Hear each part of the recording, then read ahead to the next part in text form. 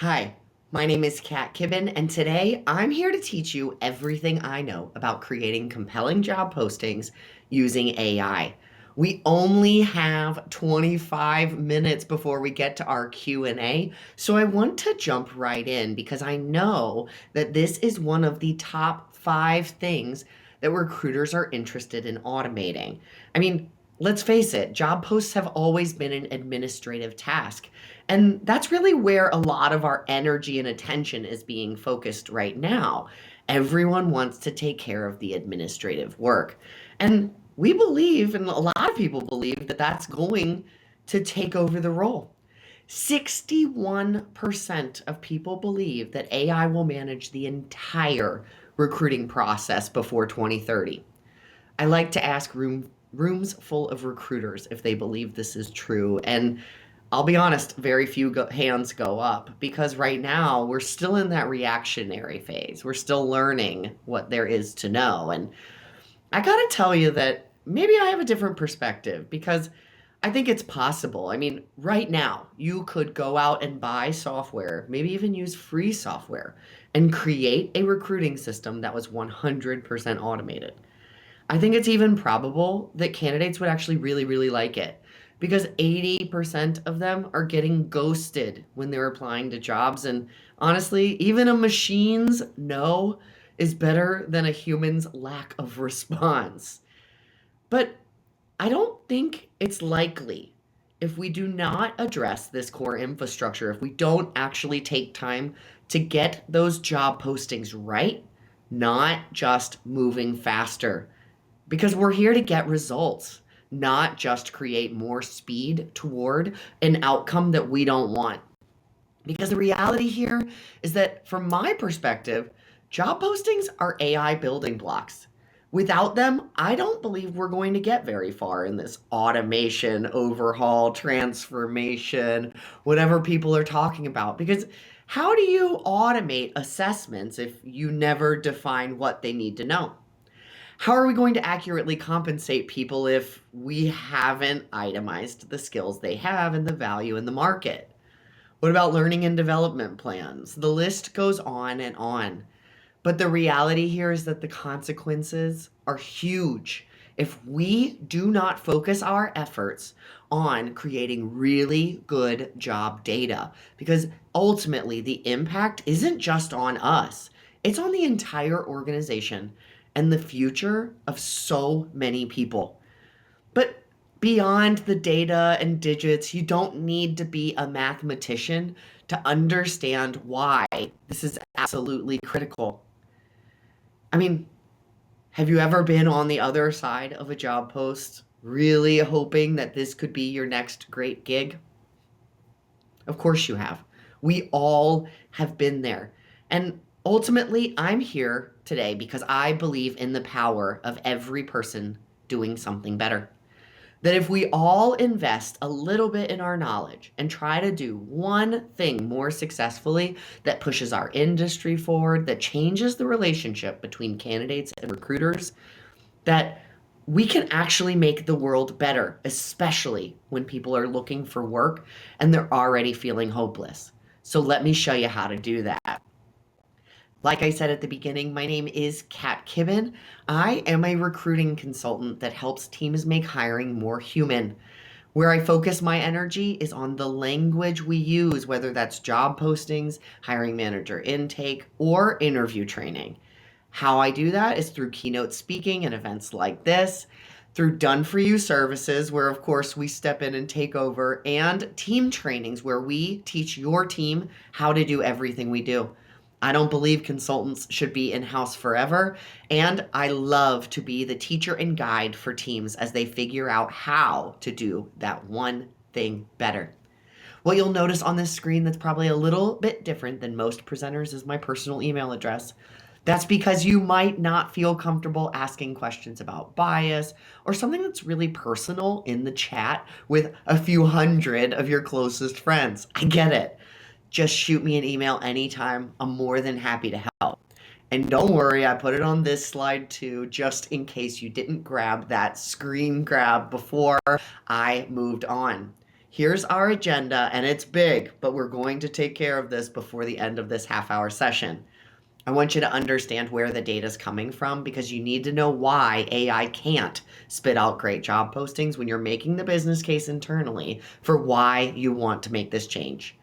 Next, we're going to talk about AI job post templates and why they are absolutely critical. And frankly, I think they can get you at least 40% of the way to a better job posting. We're going to talk about quality questions to ask your managers during hiring manager intake to get a better outcome. And I want to share my favorite AI tools and prompts, both during our live session and the student document of links and resources that I have provided as your download for the end of the session. All right, so who here has ever read a bad job post? Open up the chat and I want you to type yes in all caps if you've ever read a bad job posting. And frankly, if you're not typing yes right now, you're multitasking or not paying attention because every single one of us has read a bad job posting.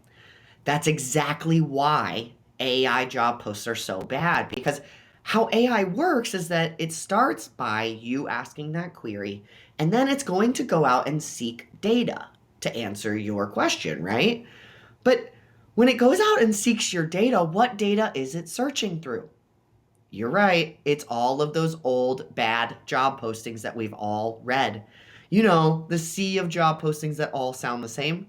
And it's going to spit back something that's a reflection of what it thinks good means.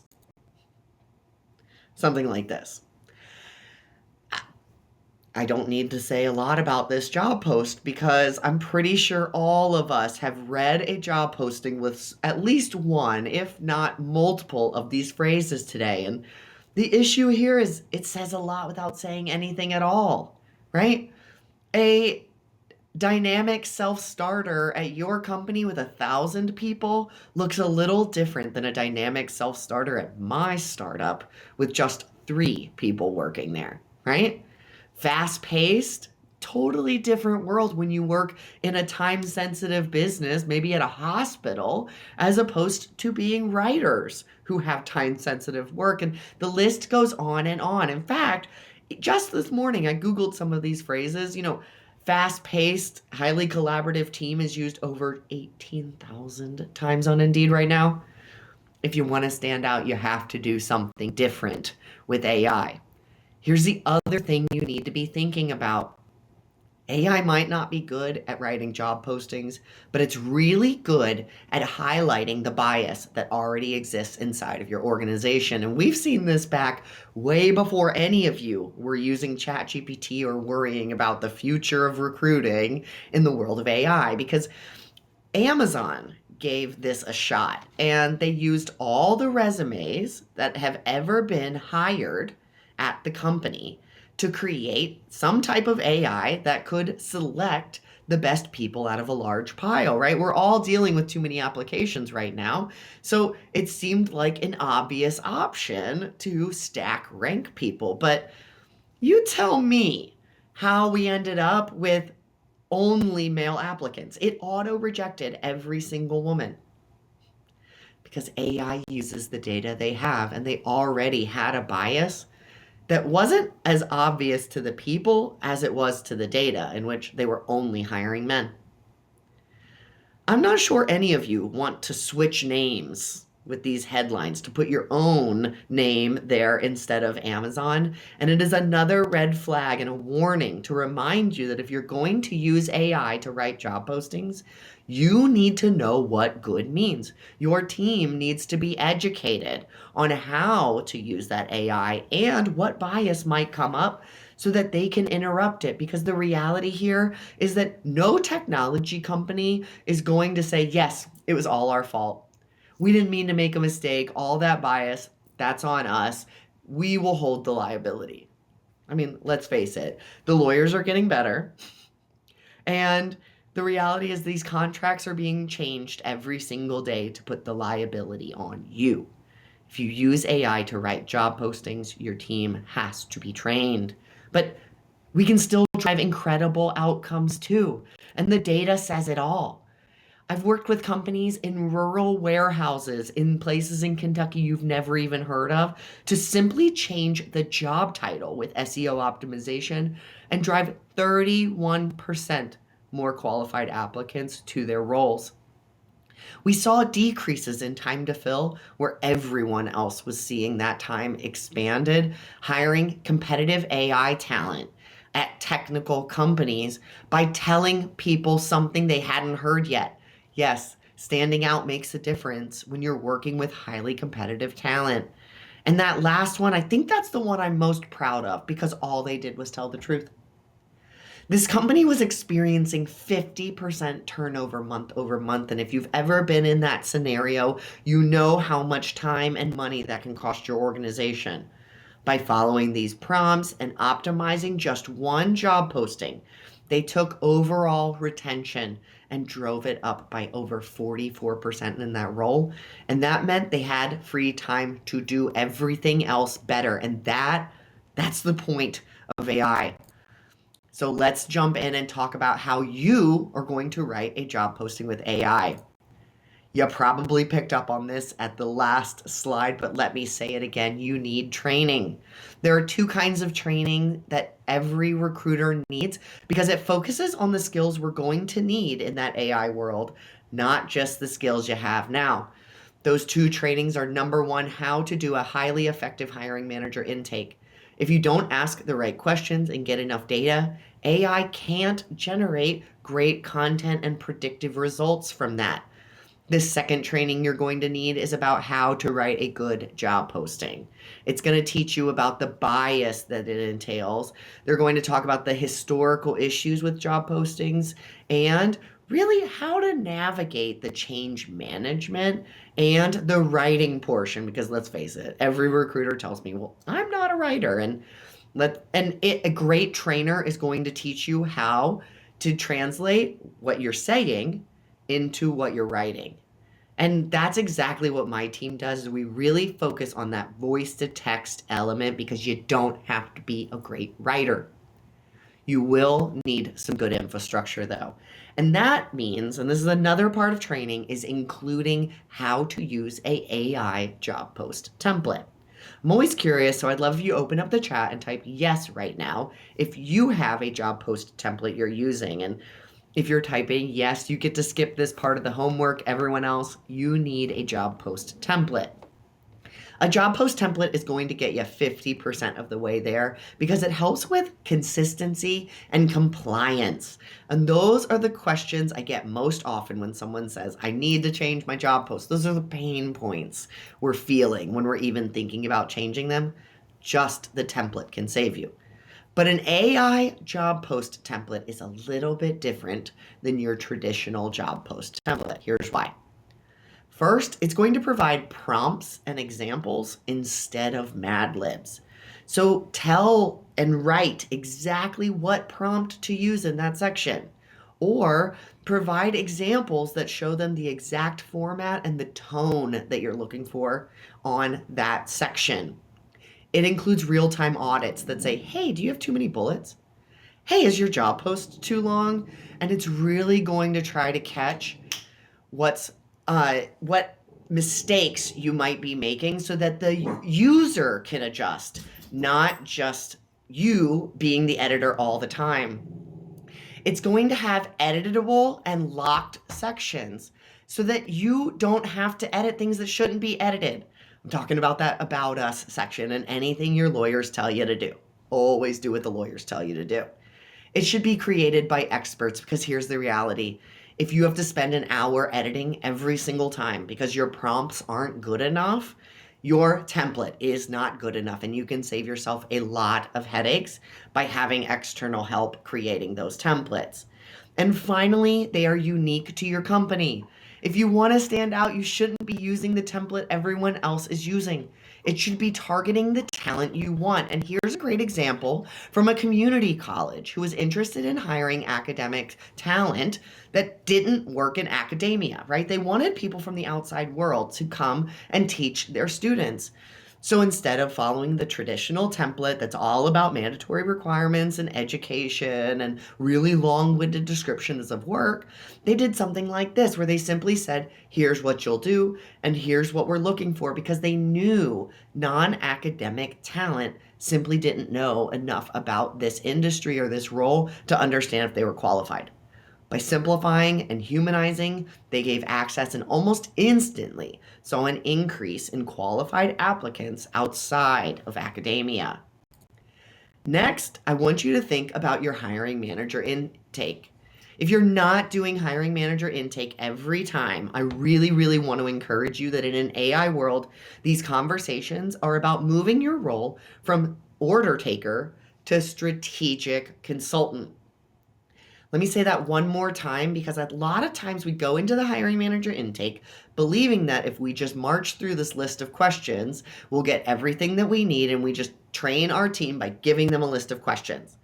That is not how we turn our recruiters into consultants. Our consultants need to be trained on the nuance and how to use AI during the hiring manager intake to make it a data point instead of another stale conversation people feel like they have to have a million times.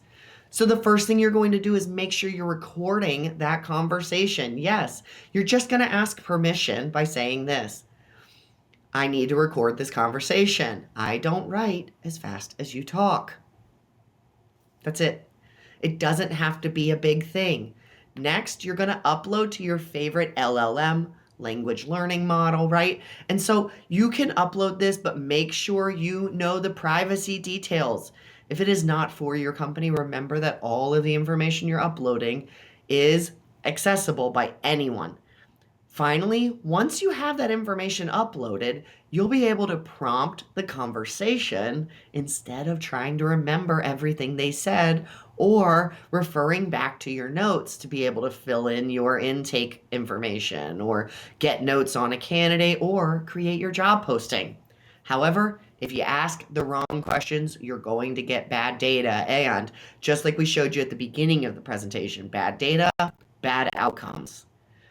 You need to ask better questions. And these are 3 types of questions we always teach during hiring manager intake, so I can make sure that my recruiters go in prepared to get the information they need. The first type of question is about setting the scene. Tell me about a day in the life. You wake up in the morning, put your pants on, now what? Have them walk you through the entire day and really help you imagine the role so that then you can deep dive on what they need to know to be effective in the role.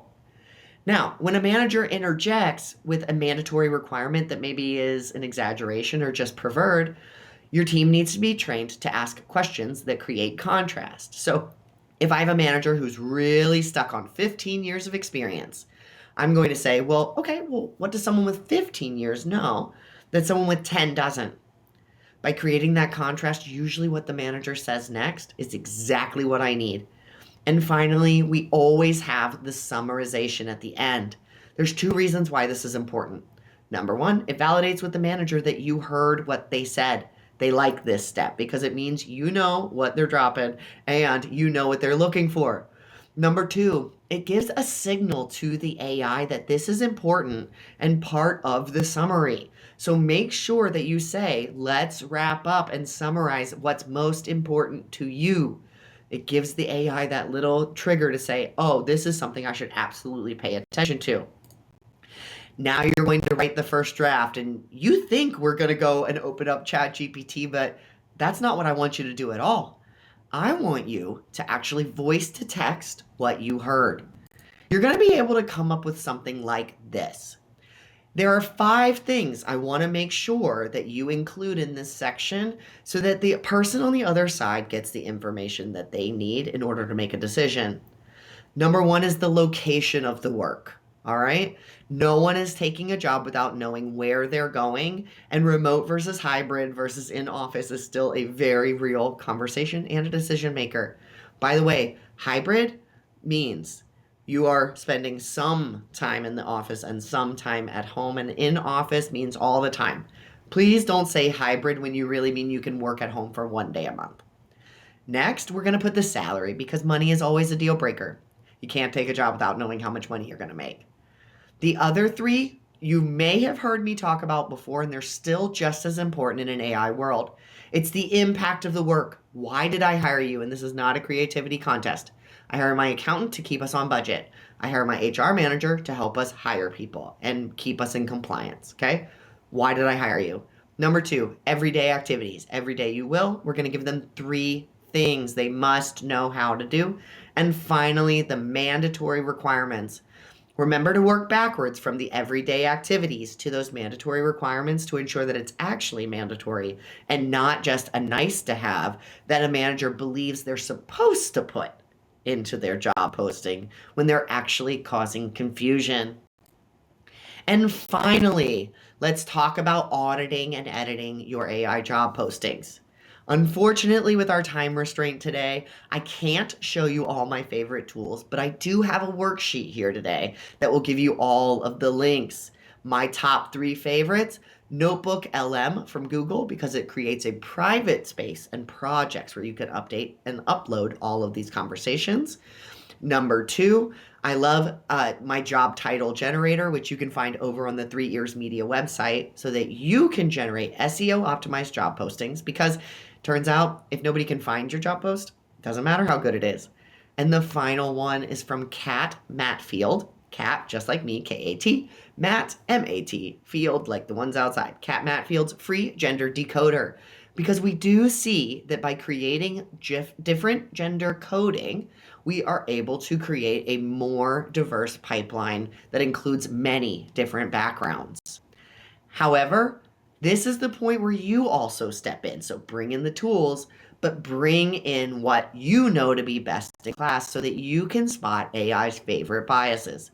Things like years of experience, because we know that years quantify time, but they do not qualify people. If you have to include years of experience, don't include a range. Simply include the bottom and tell them what they did during that time that would qualify them to be successful. We're going to remove unnecessary college degree requirements. If you did not learn how to do your job in school, you should not be requiring a degree requirement for that job. Next, entry-level bullet point overload. If it's actually an entry-level job, you should consider not including bullets and simply telling them about a day in the life to help them prepare for what to expect. Those preferred requirements are the easiest one of all because you're just going to delete them. Preferred requirements are not universally understood, so skip it. And finally, that gender bias that we just talked about, you want to run it through a gender decoder to understand if there's coded language, masculine or feminine, and target a neutral outcome. When I see those requirements come up, I'm using phrases like this and really specific information to make sure we have what we need. It's not college degree, it's you completed courses where you learned this. It's not 5 years of experience, it's you have experience doing this project. And make sure you proofread, because we are all one F away for being the shit leader. I hope we can be real friends and you enjoyed having my dog join us on this session. I'm the only Katrina Kibben in the world, so if you spell my name right, you can find more dog pictures over on Instagram, and you'll find me.